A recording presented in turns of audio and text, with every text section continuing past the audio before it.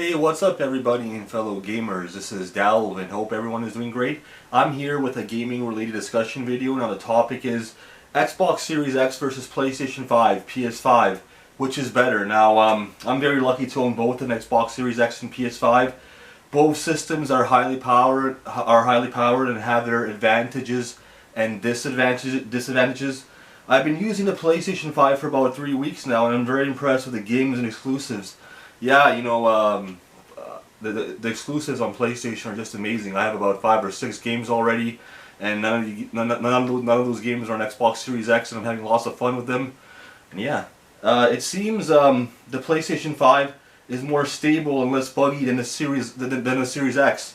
Even though the Xbox Series X is a more powerful console on paper, I believe from my experience that the PS5 utilizes its power better and more efficient as a system. Now, you know, I want to say something. I got the Xbox Series X at launch back in November 2020, and since then I've gone through 3 Xbox Series X's. Yes, all the issues which I've been having with my Series X's is the optical drive. And it usually end up failing after a while, or my games start getting scratched. So I returned 2 or 3 times my Xbox to GameStop. It's really disappointing because it's an expensive system, and I liked it a lot. And you know, it's a very expensive system as well, and it's just a shame that I had to return 2 or 3 already. But that goes to show the quality of the system. Something's wrong with the optical drive. It's not so great. I've been noticing smears and scratches on my discs. And yeah, overall, I would say that the multiplayer online gaming is better on Xbox Series X. But the PS5 has such amazing exclusives in my opinion, and I really think it is the better current gen or next gen console, whatever you want to call it. Now let's talk about some pros and cons of the PS5 and Xbox Series X. Now, pros of the PS5: stable system, next gen interface 4K. I really like the interface on the PS5. Amazing exclusives. DualSense controller is better than the Xbox controller, and you know, I've been using the DualSense controller for the last 2-3 weeks, and to be honest, I like it better than the Xbox Series X, Xbox One controller, whatever you want to call it. The buttons feel better. It feels better in my hand. The triggers feel great. I like the impulses when you're playing. It's something current or next gen as opposed to the Xbox Series X controller, and I find it a really damn good controller. It fits well in my hand. It feels comfortable when I'm gaming. It just feels great, yeah. And great gaming atmosphere, another pro for the PS5. Yeah, I know when you're gaming on PS5, it feels like a true gaming experience. It feels something retro as well as also something new, so it's a great experience. The PS5 has great recording features and options for videos. And also, as opposed to Xbox Series X, the system has 4 USB ports. Now let's talk about the cons of the PS5. Cons of the PS5: system can be loud sometimes. You have to open your system if you want to add storage. And the system itself is extremely large. Yeah, it's a big system. I'm putting it on a flat surface in horizontal mode, not on table mode, because I heard if you put it on vertical mode it could damage the system or something. I'm not too sure if that's true, but it's a really big system and you have to be careful with it. You have to put it in the right place and just be careful with it. And yeah. Now for the Xbox Series X, some pros: powerful system. It's more powerful. Well, they say it's more powerful than the PS5, but it's supposed to be more powerful than the PS5, but it's still an extremely powerful system on paper. Great multiplayer service connection. Yeah, you know, multiplayer games are still better on Xbox than on PlayStation. And even Call of Duty, I think, runs better on Xbox Series X than on PS5. I'm not too sure, but I always knew the network connection for Xbox is much better than Sony and PlayStation. Adding storage is easy. If you want to add storage to your system, it's easier than PS5.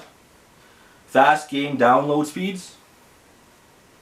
Quiet system, another pro. Yeah, it's an extremely quiet system. Runs smooth, runs quiet, doesn't make too much noise, doesn't make any noise at all. And another pro is Game Pass is available for those who have a strict budget and just want to play and install as many games as they can. So yeah, you have Game Pass on Xbox Series X. You have something similar on PS5 with their service, but Game Pass is a much more superior service. Backwards and another pro for the Xbox Series X, backwards compatibility with original Xbox 360 and Xbox One games. That's something they have going for them that the PlayStation 5 doesn't. And cons for the Xbox Series X. System gets hot. Yeah, it gets hot after a while. I touch it. It's pretty damn hot. It's like a burning feeling. Lack of exclusives. Yeah, man. Where are all these games coming that Phil Spencer promised? Where are all these games coming? Where's Fable? What happened to Halo? What about the state of Gears of War right now? So yeah, lack of exclusives. PlayStation definitely has more exclusives than Xbox. And I thought of all these new studios that they purchased by now, they would have more games or more games being developed soon, but who knows how long those games are going to come, even if they're going to come, but they're going to be probably put on Game Pass. And I just hope they don't release more broken games or incomplete games, because that's what Xbox has been doing. And